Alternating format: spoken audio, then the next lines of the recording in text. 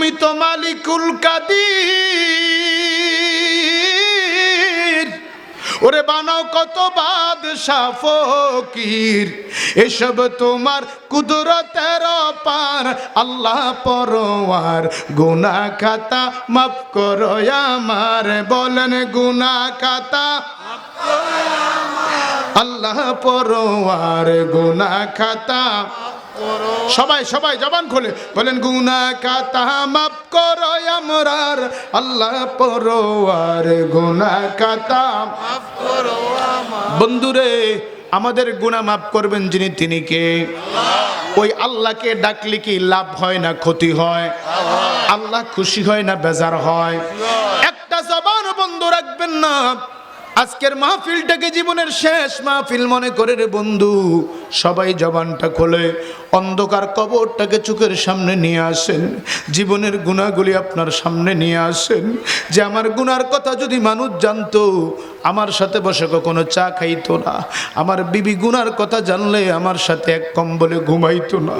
আমার সন্তান আমার গুনার খবর জানলে আমারে বাবা বলে ডাক দিত না। সন্তানের গুনার কথা বাবা জানলে সন্তানকে পরিচয় দিত না। আমার আল্লাহ কেমন আল্লাহ রে! আল্লাহ বলেন, বান্দা তুমি গুনাহ করেছ, আমি আল্লাহ জানি জানি, তবে জীবনে কোনো মানুষের কাছে আমি প্রকাশ করি না। ঠিক কিনা বলেন? ঠিক না বে ঠিক? আল্লাহ কি কারো গুনার কথা কারো কাছে বলছে?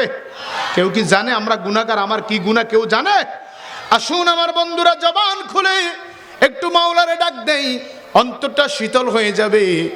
লোহার মধ্যে মরিচিকা ধরলে, রেত দিয়ে ঘষা দিলে মরিচিকাগুলি পরিষ্কার হয়ে যায়।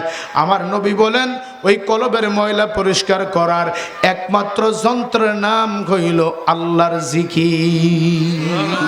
সুবহানাল্লাহ কি বাড়ি যেইনি কইবেন? যারা বলেন না সুবহানাল্লাহ। তাহলে কলবের ময়লা পরিষ্কার করার যন্ত্র যেটা, এটার নাম কি? জিকির। জোরে বলেন নাম কি? সবাই বলেন নাম কি?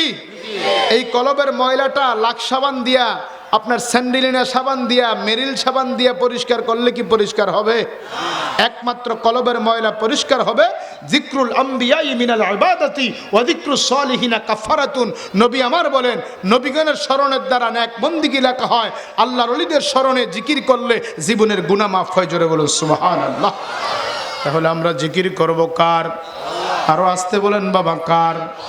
জিকিরটা কি আসতে হবে না জোরে হবে? একটা জবান বন্ধ রাখবেন না, চক্ষুটা বন্ধ করে একসাথে এক তালে এক আওয়াজে এক সুরে আসুন কিছুক্ষণ আল্লাহ পাকের জিকির করি। আল্লাহ আল্লাহ।